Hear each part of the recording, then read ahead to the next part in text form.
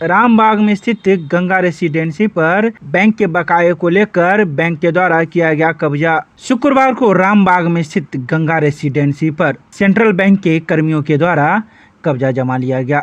बता दें कि गंगा रेसिडेंसी के मालिक के द्वारा सेंट्रल बैंक से 1 करोड़ से अधिक की राशि का लोन लिया गया था, जिसे चुकता करने में गंगा रेसिडेंसी के मालिक असफल हो गए, जिसके बाद बैंक के द्वारा लगातार गंगा रेसिडेंसी के मालिक से पत्राचार कर रही थी, लेकिन गंगा रेसिडेंसी के मालिक के द्वारा किसी प्रकार के पत्र का जवाब नहीं दे रही थी। तो वहीं मामला जब कोर्ट में चला गया तो कोर्ट के नियमों का हवाला देते हुए गंगा रेसिडेंसी के द्वारा 10 वर्षों तक इसे टाल मटोल किया गया। तो वहीं बैंक के द्वारा इसे 2013 में ही ऑक्शन कर इसे बेच दिया गया, जिसे बेगूसराय के एक व्यक्ति ने 4.5 करोड़ रुपया में इसे खरीदा। वहीं शुक्रवार को इसे बैंक कर्मी के द्वारा साथ ही जिला प्रशासन की मदद से इसे खाली कर दखल कब्जा किया गया। गौरतलब है कि अब बैंक इस पर दखल कब्जा कर नए खरीदार के हवाले करेगी। तो वहीं मौजूद बालकृष्ण झा ने कई बातों का जिक्र किया। आइए सीधे सुनाते हैं क्या कुछ कहते हैं इस मौके पर वो और बैंक कर्मी एवं जिला प्रशासन के लोग। सर यही लिखवा दीजिए कि जमीन लेगा तो मकान भी हो जाएगा। आप देखिए अभी आप ये स्कूल नहीं, वो आप ऐसे नहीं कर सकते, हम छोड़ के चले जाएंगे, लेकिन वो लिखना पड़ेगा आदेश। मकान का ही लेना है ना आपको। मकान का है कहाँ, आदेश तो देखिए संपत्ति लिखा है, संपत्ति का तो लेना ही पड़ेगा हम लोग को। उसमें मकान है सर, मेरे पास भी ऑर्डर है ना, पढ़िए। लेकिन जो आदेश है सर, उस आदेश के मुताबिक आपको करना चीज है वही कर। हाँ, अगर इसमें मकान लिखवा देते हैं तो मैं इन्वेंट्री लेके हम चले जाएंगे, हमें कोई दिक्कत नहीं है, लेकिन इसमें मकान लिखना पड़ेगा। आप मॉर्गेज क्या किए? अगर बैंक वाले हैं तो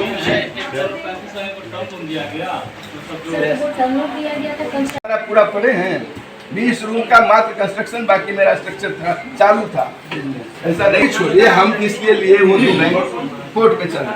आपका जो आदेश इम्प्लीमेंट करोगे उसमें कहीं लिखा है कि मकान का पोजीशन लेना है, आप देख लें। होगा तो हम अभी आप ही इन्वेंट्री लोगे, मैं चलूंगा, नो प्रॉब्लम, लेकिन उसमें आपको लिखवाना पड़ेगा कि जमीन के ऊपर कहाँ स्पष्ट है। नहीं ये सर हम पढ़ देते हैं, थोड़ा बहुत हमको भी पढ़ने आता है सर।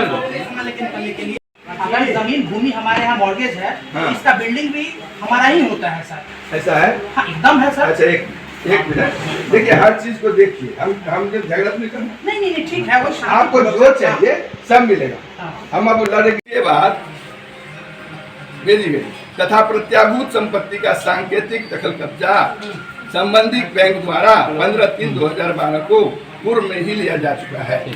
ठीक है, साथ ही इक्विटेबल बोर्गेज की भूमि भी दरभंगा जिला के अंतर्गत। अतः वर्णित स्थिति में उक्त वर्णित भूमि पर आवेदक प्राधिकृत पदाधिकारी इंडियन बैंक अपना सेंट्रल बैंक का सशुल्क फिजिकल पोजीशन दिला, मकान लिखवा दीजिए, मैं आपको दे देता हूँ।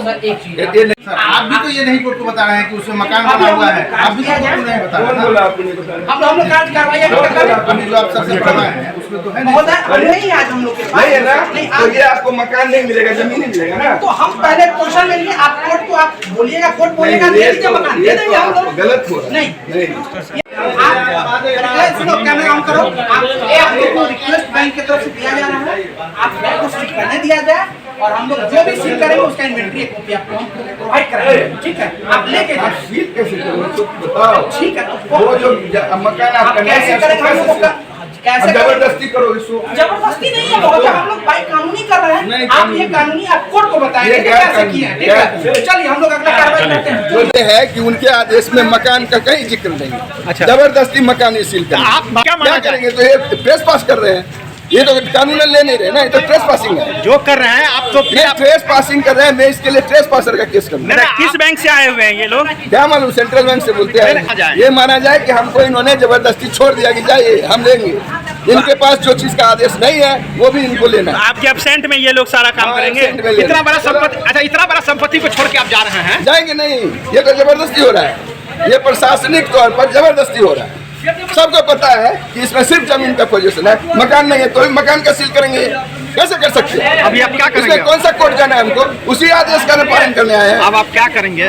अब हम क्या करेंगे ये नहीं पता, अभी बता नहीं सकता हूँ मैं, उसके आगे का कुछ करूँगा। अच्छा, लेकिन आज के दिन में ये लोग जबरदस्ती घुस रहे हैं। सर लोन की बात करें, कितने का लोन था अगर बात करें तो? अरे 1,35,00,000 लोन था, 57 लाख दे दिया था। उसके बाद सेंट्रल बैंक ने घुमा के न पैसा लिया, न देने दिया, न लेने दिया, जबरदस्ती। उसके पास सिर्फ जमीन मॉर्गेज है, जो भी लीज पे है, जो भी मकान बेच दिया, अपोजिशन जमीन का लिया। अच्छा। पुलिस के मदद से घुस रहे हैं। कौन घुस रहे हैं?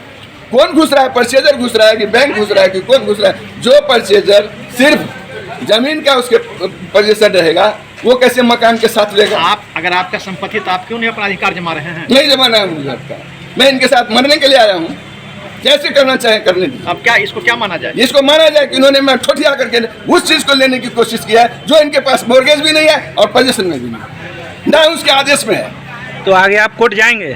कोर्ट में तो मैं हूँ ही, कोर्ट में तो मेरा सुनवाई हो ही रहा, पर ये आदेश जिसका ये पालन कर रहे हैं उसमें कई मकान लिखा हो तो हम अभी छोड़ के चले जाएं। दिखाइए कहाँ है मकान लिखा हुआ? अरे कितने की संपत्ति है आपका यहाँ? ये 30 करोड़ का संपत्ति है। अब आप क्या करेंगे? क्या? अरे भैया, अगर सब मिल करके मारने आएगा तो क्या करेंगे? चले जाएंगे। यही ना होगा? प्रशासन मिल के अगर मारने आएगा तो मरने के लिए खड़ा रहेंगे। ले लो भाई, आप ले सकते हो। क्यों? उस आदेश में कहीं भी लिखा हो मकान, मैं अभी खुद खड़ा होकर दे दूंगा।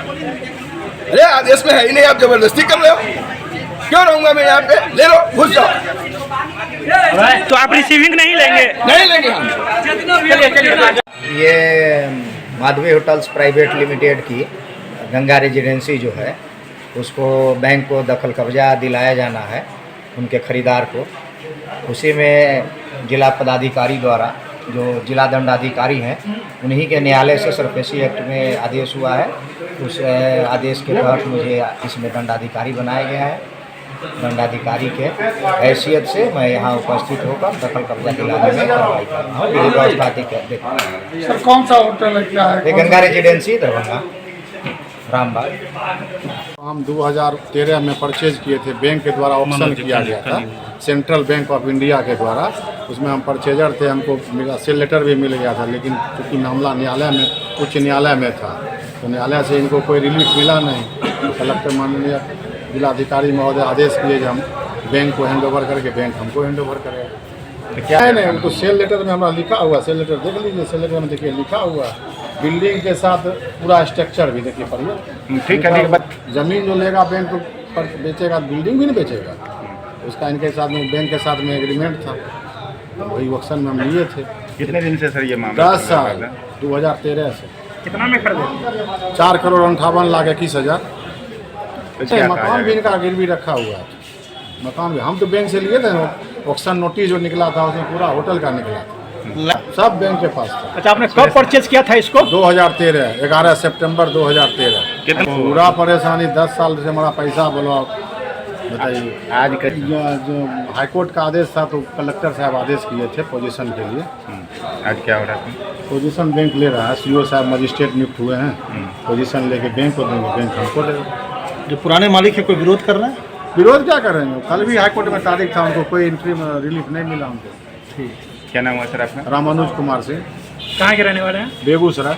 ठीक। इसमें क्या है, इनके जो भी होटल है, माधवी होटल, गंगा होटल के जो प्रोपराइटर बालकृष्ण झा, उनको 2005 में सेंट्रल बैंक ऑफ इंडिया की तरफ से 1,35,00,000 का लोन दिया गया था, टर्म लोन दिया गया था, जिसमें उनका कंस्ट्रक्शन वगैरह भी काम था, कमरा वमरा बनाने का भी दिया गया था।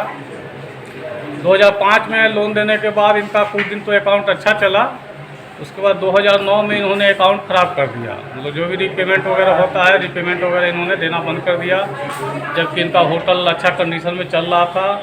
जैसा कि आप लोग भी लोकल है तो जानकारी होगा कि हमेशा अच्छा चला है, उस समय का नंबर 1 होटल था। तो 2005 में इनको लोन दिया गया, 2-3 साल अच्छा चलाएँ। 2009 से इन्होंने देना बंद कर दिया था। 2009 में इनका लोन जो है NPA हो गया। बैंक द्वारा इनको कई बार नोटिस वगैरह भी दिया गया, लीगल नोटिस भी दिया गया कि भाई आप इसको जमा करें, नहीं तो आपका जो भी है होटल का कब्जा वब्जा ले लिया जाएगा। फिर भी इन्होंने उतना ध्यान नहीं दिया और राशि की जमा नहीं की। अंततः बैंक द्वारा अंततः बैंक द्वारा सरफेसी एक्ट के अंतर्गत 13(2) का नोटिस इनको दिया गया, जिसमें इनको 60 दिन का टाइम दिया गया कि 60 दिन का टाइम है और 60 दिन के अंदर जो है आपको जमा कर देते हैं तो ठीक है, अदरवाइज हम लोग कब्जा ले लेंगे। फिर भी इन्होंने 60 दिन के अंदर जो भी ओवरड्यू अमाउंट था उन्होंने जमा नहीं किया, न उस पर कोई इंटरेस्ट लिया, न उस पर कोई ध्यान दिया। तो 60 दिन उपरांत होने के बाद भी हम लोग कुछ दिन इंतजार किए और नहीं मिलने के बाद बैंक द्वारा 13(4) का नोटिस होता है सरफेसी एक्ट के अंतर्गत सांकेतिक कब्जा का नोटिस डाल दिया गया, इनके होटल से चुका दिया गया, सांकेतिक कब्जा ले लिया गया और उसके बाद जो भी है पेपर पब्लिकेशन कर दिया गया, इनकी भी जानकारी में हो गई सब बात।